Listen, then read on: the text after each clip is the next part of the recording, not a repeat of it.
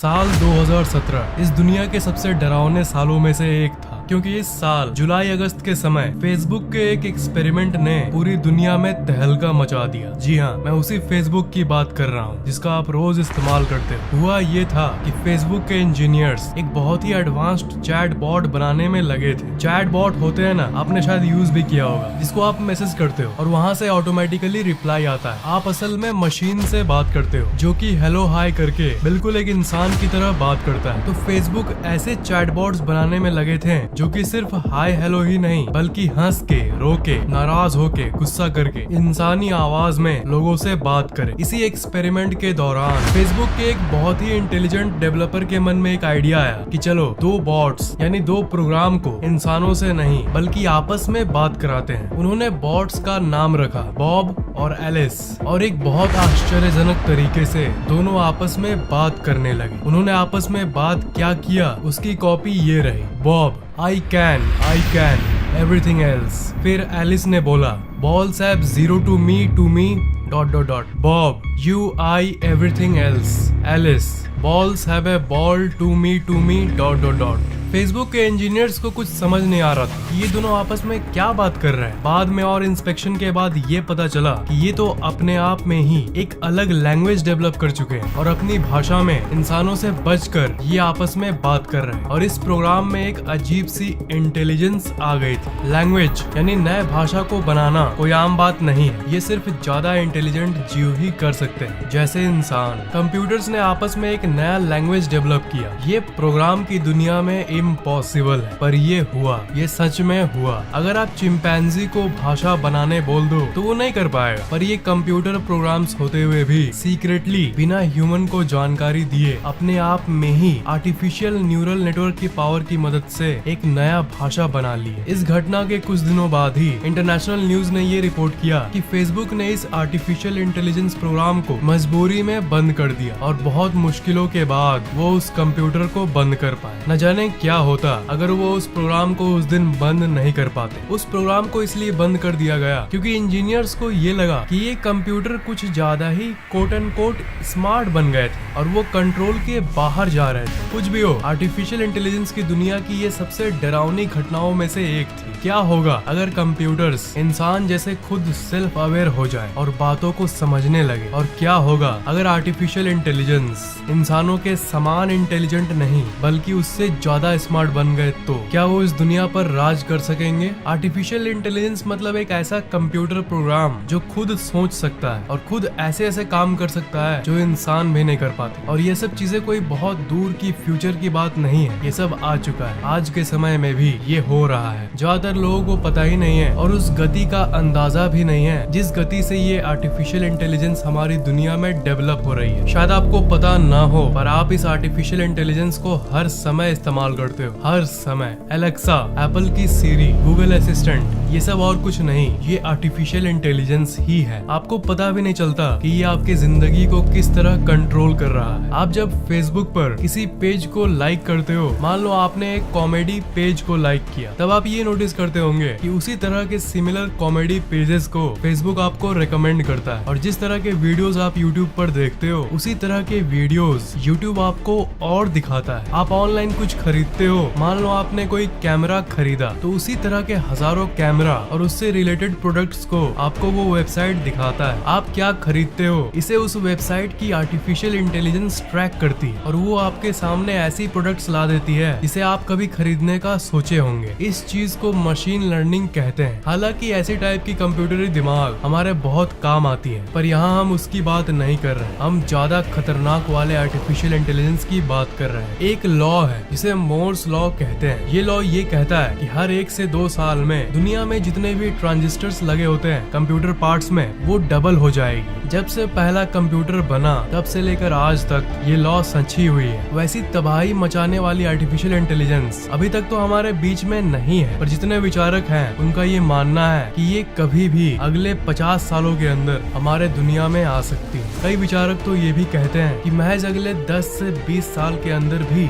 ये आ सकती है। हम उस खतरनाक इंटेलिजेंस के बारे में बात कर रहे हैं जो सबसे इंटेलिजेंट लोग लोग हैं दुनिया के जो कि टेक्नोलॉजी को शेप करते हैं और जो हमारी आने वाली दुनिया का अध्ययन करते हैं, उनमें से कई रिसर्चर्स ने ये कहा है कि AI यानी आर्टिफिशियल इंटेलिजेंस हमारी दुनिया की सबसे भयंकर चीज होगी जो आज तक बनी है, और ये हमारे पूरे सिविलाइजेशन की आज तक का सबसे बड़ा खतरा होगा। सर स्टीफन हॉकिंग ने एक बार नहीं बल्कि कई बार अपने जीवन काल में ये कहा था कि AI could end mankind। जो लोग आर्टिफिशियल इंटेलिजेंस को पूरी तरह से समझते हैं, उन्होंने ऐसी कई स्टेटमेंट्स को कहा है, जैसे आर्टिफिशियल इंटेलिजेंस हमारी दुनिया की सबसे आखिरी इन्वेंशन होगी, आर्टिफिशियल इंटेलिजेंस हमारे दुनिया का अंत होगा, अगर हमने कंप्यूटरी दिमाग का कंट्रोल खो दिया तब इस दुनिया में एक लड़ाई होगी, एक लड़ाई जो कि कंप्यूटर्स और इंसानों के बीच में होगी, एक लड़ाई जिसे इंसान कभी भी नहीं जीत पाएंगे। और क्यों नहीं जीत पाएंगे? क्योंकि अगर कंप्यूटर्स आपस में अपना खुद का भाषा बना सकते हैं और खुद बात कर सकते हैं और खुद को डेवलप कर सकते हैं, इन सब चीजों को मिलाकर अगर एक बहुत इंटेलिजेंट AI बना, तब वो एक इंसानी दिमाग से कहीं ज्यादा इंटेलिजेंट होगा। पूरी धरती पर इंसानों से ज्यादा इंटेलिजेंट दिमाग और किसी चीज या प्राणी का नहीं होता, पर अगर कंप्यूटर्स ऐसा करने में सक्षम होते हैं तो ये एक बहुत ही खतरनाक बात है। हम लोग चाहे कोई सा भी तरीका अपना लें, कितनी भी कोशिश करें इन रोबोट्स को हराने का, हम ये कभी भी नहीं कर पाएंगे, क्योंकि उनकी माइंड की पावर अनलिमिटेड टाइम्स ज्यादा होगी। ये ऐसा ही होगा जैसे एक चींटी इंसान से लड़ रही हो। यहाँ पर चींटी हम लोग इंसान हैं और ये इंसान वो रोबोट्स हैं। अगर कंपेयर करें तो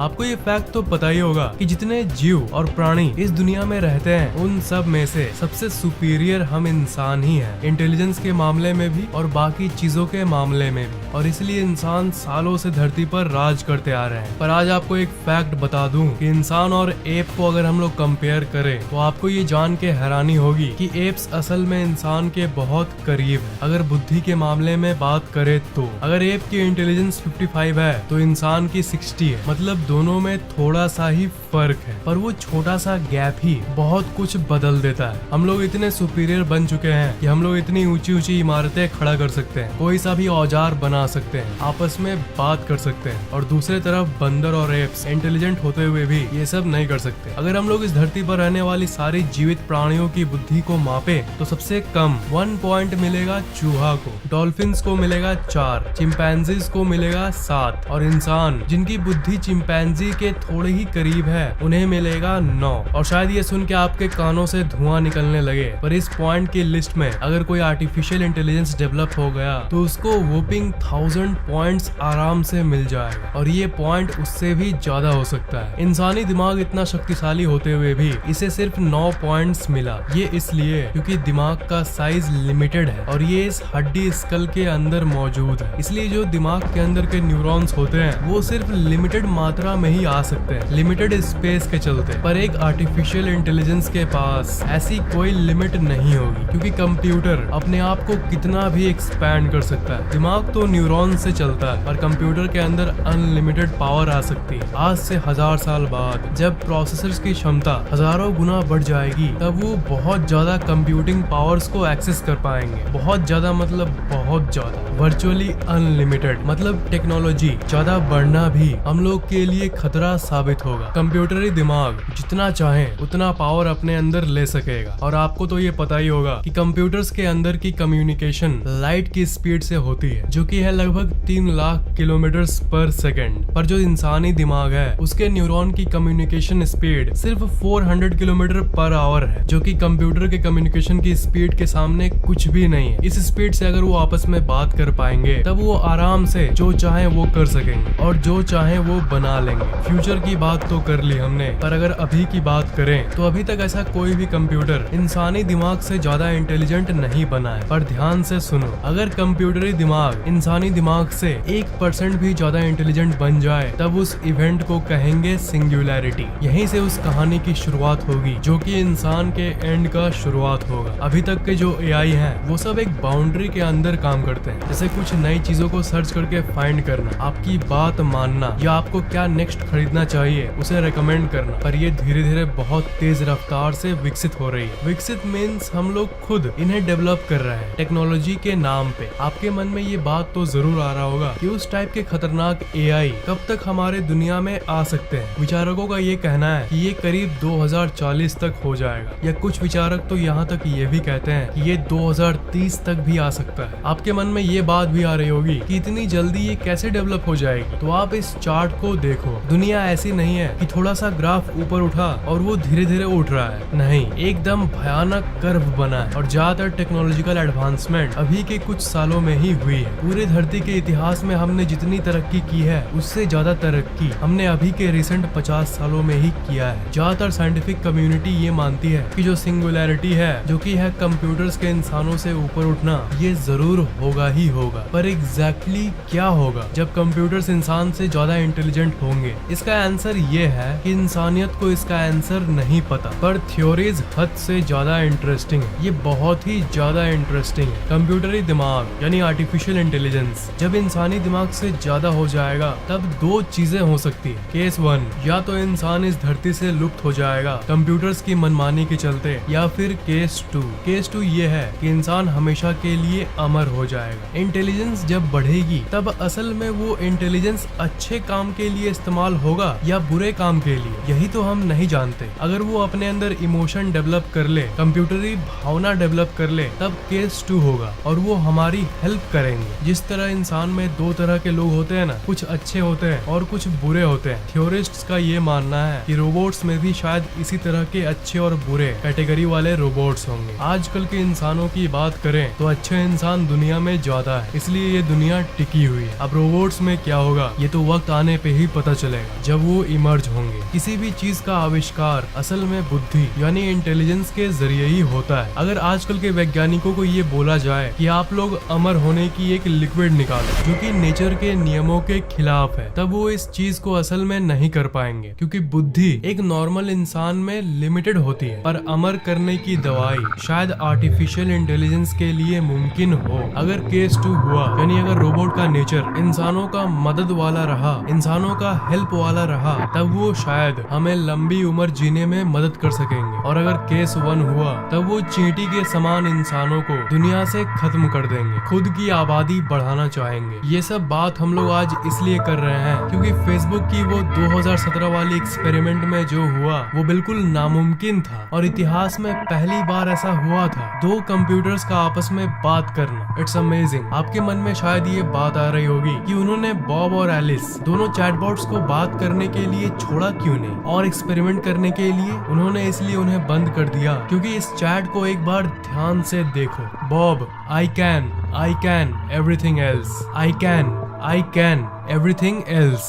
शायद इसका मतलब ये हुआ कि आई कैन डू एवरीथिंग, यानी मैं कुछ भी कर सकता हूँ। यू आई एवरीथिंग एल्स, यानी इसका शायद मतलब ये हुआ कि हम लोग दोनों मिलकर कुछ भी कर सकते हैं। हो सकता है इसका मतलब ये ना हो, पर इस तरह की कॉन्वर्सेशन से हमें थोड़ा सा हिंट मिल जाता है कि ये आपस में क्या बात कर रहे थे। ऑफ कोर्स ये लैंग्वेज इंग्लिश नहीं थी, पर प्रोग्रामिंग लैंग्वेज में इंग्लिश लेटर्स होती है और इस चैट में यू आई ऐसे इंग्लिश वर्ड्स का प्रयोग किया गया था। इसलिए इस चैट में और इन आर्टिफिशियल इंटेलिजेंस में एक लिविंग बीइंग की तरह कुछ तो हुआ था, और इसके लिए थैंकफुल होना चाहिए कि उन्होंने इस प्रोग्राम को बंद कर दिया। नहीं तो शायद ऐसा भी हो सकता था कि वो अपने आप को और विकसित करने की, कि वो अपने आप को और डेवलप करने की नए नए तरीके ढूंढ लेते। आपको ये वीडियो कैसा लगा नीचे कमेंट जरूर